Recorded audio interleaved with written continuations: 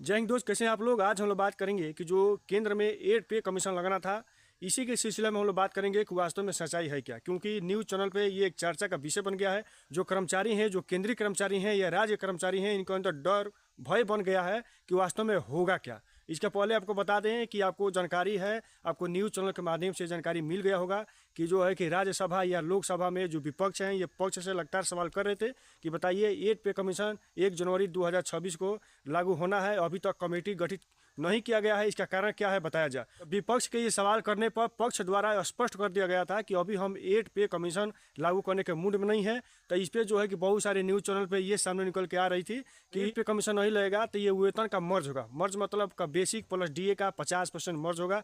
ये जो है कि शासन द्वारा, विभाग द्वारा ये जो है कि अनुमान लगाया जा रहा था कि सरकार कहीं ना कहीं ये जो है कि कर सकती है। तो ये मर्ज होने की बात चल रही थी। उसके बाद आपको बता दें कि इससे पहले जो न्यूज़ चैनल वाले हैं, सरकार हैं, ये आपको फायदा गिनाने में लग जाते हैं।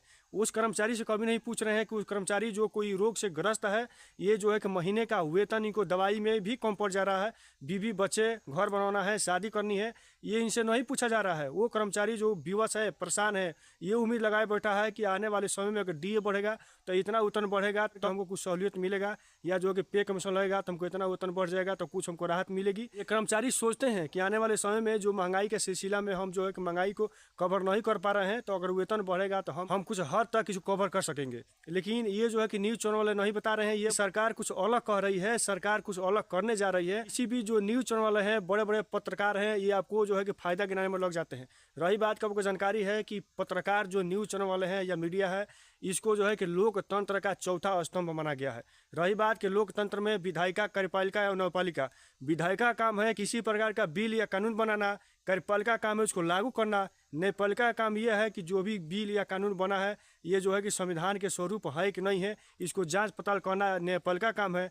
ये सब बात जनता के पास स्पष्ट रूप से पहुंचाना ये मीडिया काम है। लेकिन मीडिया तो ऐसा है नहीं, ये बस जो है कि फायदा गिनाने के चक्कर में लग जाती है कि सरकार। और बताइए, मीडिया द्वारा यही कहा जा रहा है कि अब 10 वर्ष बाद नहीं, अब जो है कि 5 ही वर्ष बाद आपको जो है कि वेतन का रिविजन किया जाएगा, यानी वेतन बढ़ाया जाएगा। वही खिस्सा वही कहानी आ गया। वो व्यक्ति अगर उखाड़ी में ऊख नहीं दिया, वो बोल रहा है कि हम गुड़ देंगे। मतलब कहने का तात्पर्य यह है, अब कोई व्यक्ति है गाने खेत में गाना नहीं दे रहा है और बोल रहा है कि 10 गाना का एक। बड़े बड़े पत्रकार हैं, एजेंसी वाले हैं, ये सरकार कुछ अलग कर रही है, कुछ अलग सोच रही है। ये लोग जो है कि फायदा गिनाने में लग जाते हैं। तो आपको मैं जानकारी दे दूं, रही बात यह है कि सरकार द्वारा यह स्पष्ट अभी कोई इस पे जो है कि सूचना निकल के सामने नहीं आ रही है। लेकिन यह है कि जितना जो है कि न्यूज़ चैनल के माध्यम से या जो कर्मचारी हैं, ये जानते हैं कि पे कमीशन क्या होता है। पे कमीशन ऐसा चीज़ है कि जब यह लागू होता है तो कर्मचारियों को ज़्यादा हद तक जो है कि महंगाई से राहत मिलती है। मैं पहले बता दिया कि वो कर्मचारी जो रोगों से ग्रस्त है, वो विवश है, महीने का वेतन आता है, उसे दवाई भी नहीं हो पाती है, उसके बाद बच्चे हैं, परेशान है, शादी करना है, विवाह करना है।